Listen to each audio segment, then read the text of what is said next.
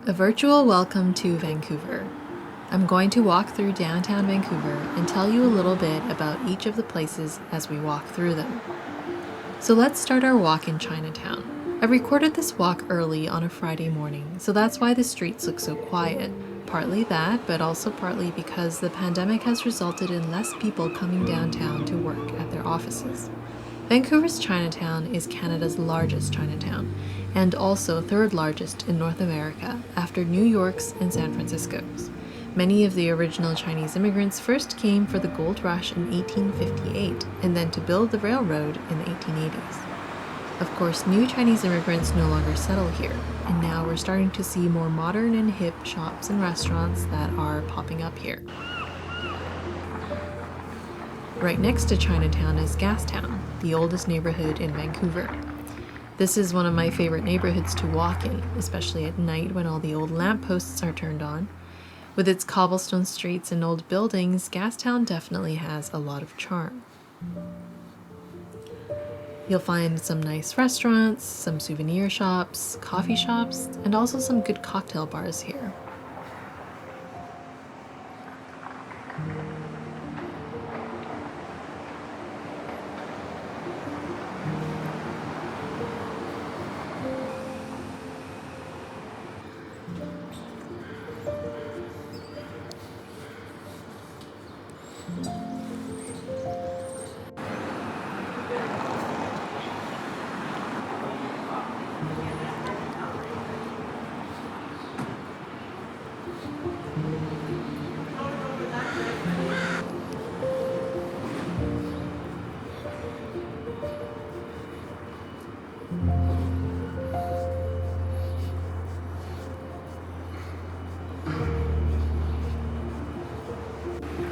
That's the steam clock that tourists love to gather around, waiting for it to go off every quarter hour.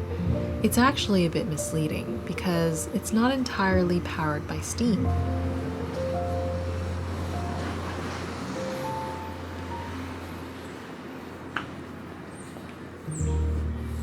So now we're leaving the Gastown area and going into the Cole Harbour neighborhood.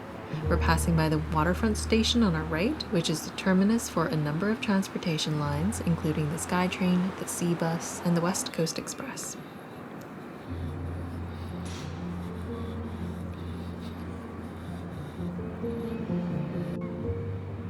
The Vancouver downtown core is essentially a peninsula, and it's bounded by water on almost all sides. Cole Harbour is on one of these sides, extending between Canada Place and Stanley Park, and so you can walk right along the water here with a view of the Vancouver Harbour, North Vancouver, and a bit of Stanley Park as well.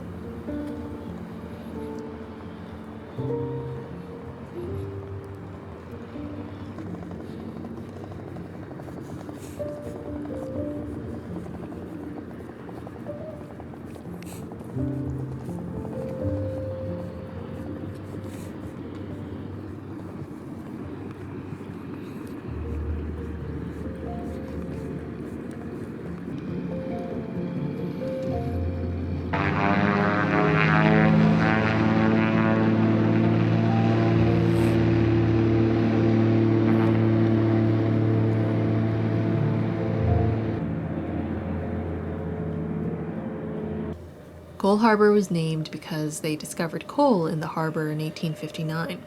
It turned out to be not very valuable coal, but the name just stuck. There are lots of fancy high-rises here in this neighborhood, and even back in the days before the high-rises, it was wealthy families who lived in fancy mansions, and actually only one of those old mansions still remains in this neighborhood.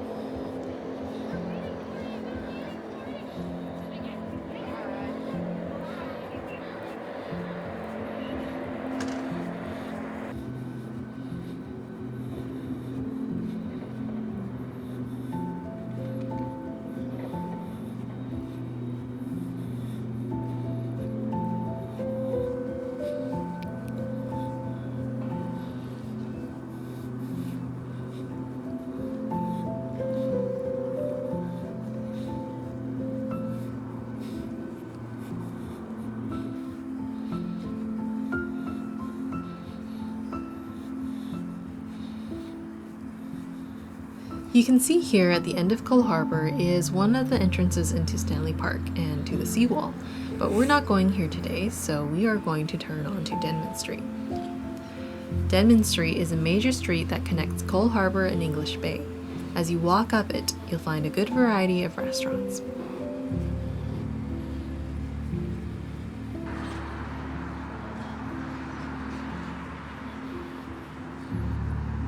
Part of my childhood was in this area, so that is the library I used to go to as a kid. That was where I borrowed my first Harry Potter book.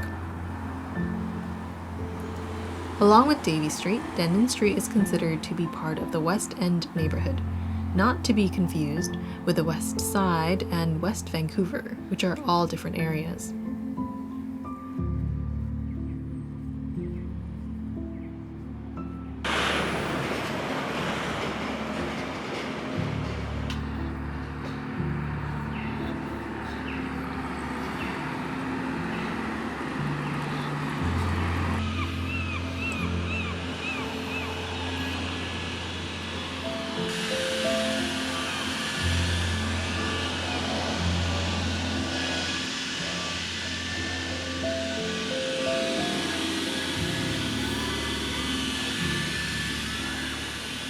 Now we've reached English Bay, probably the most famous and popular beach in Vancouver.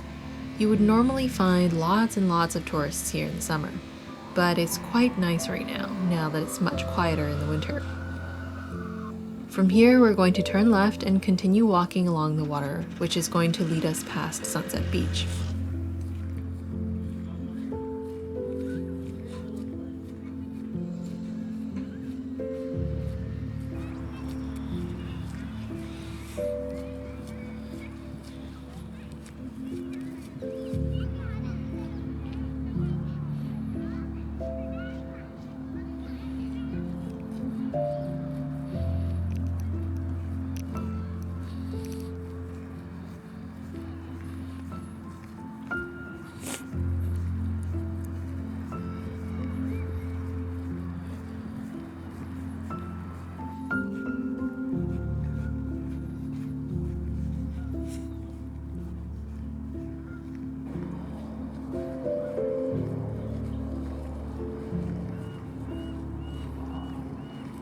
This side of the downtown peninsula is basically the opposite side of Cole Harbour. As we walk, you'll see the Burrard Street Bridge come into view. That bridge takes you between downtown and the Kitsilano neighbourhood.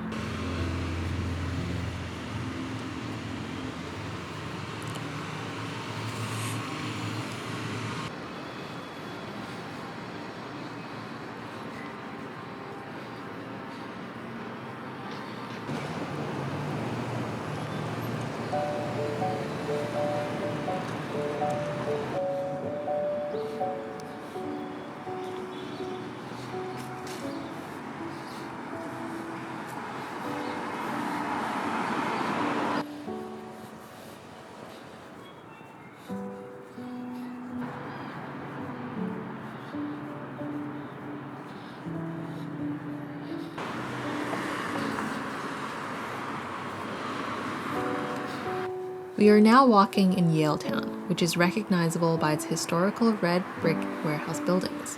The area used to be very industrial, with warehouses and rail yards built by the Canadian Pacific Railway. Many of the Canadian Pacific Railway workers that were resettled here were from Yale in BC, hence the name Yaletown. Now a lot of the buildings are repurposed as office spaces, shops, and restaurants, transforming this area into a hip and upscale neighborhood.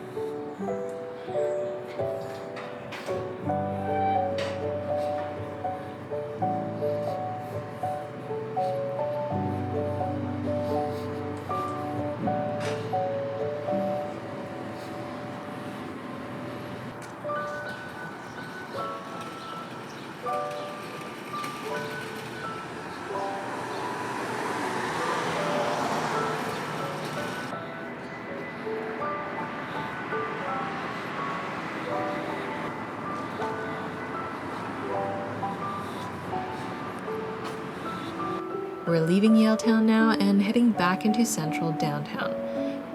That big building to the right in front is the main Vancouver Public Library.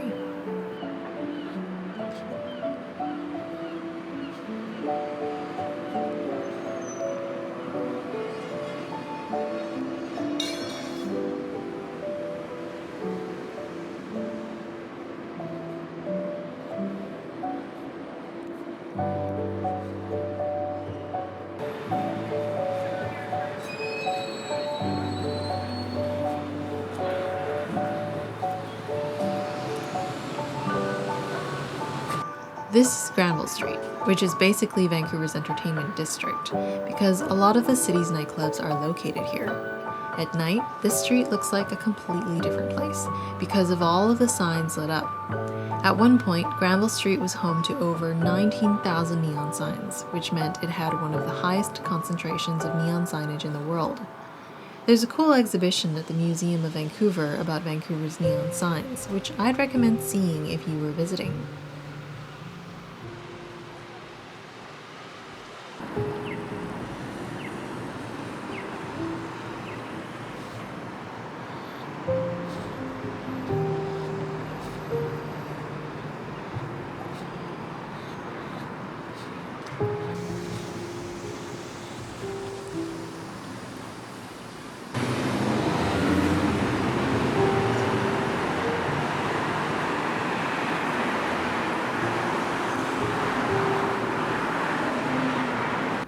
Davie St, also known as Davie Village, is part of the West End neighborhood and is a well-known gay village in the city, with a prominent LGBTQ+ community.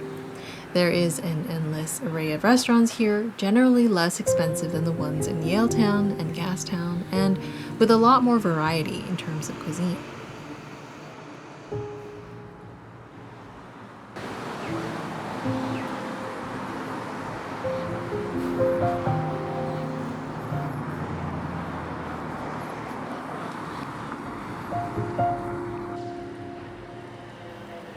Last but not least, Robson St.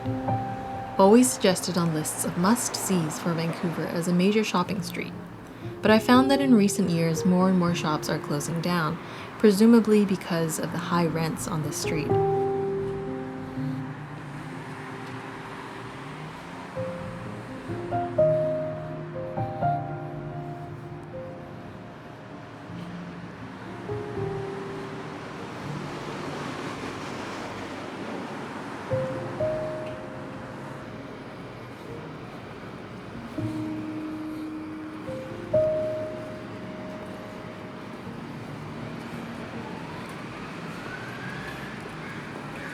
There are still some stores to shop at here though, as well as places to eat.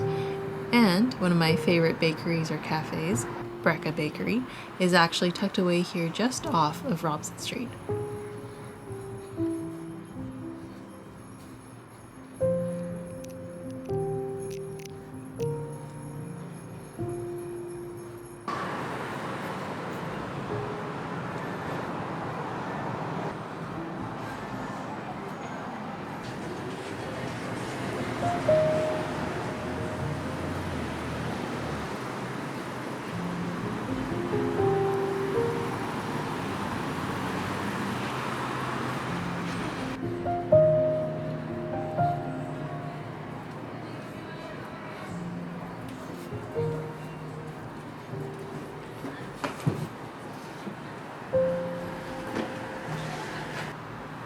hope you enjoyed this walk through downtown Vancouver with me, and I'll see you next time.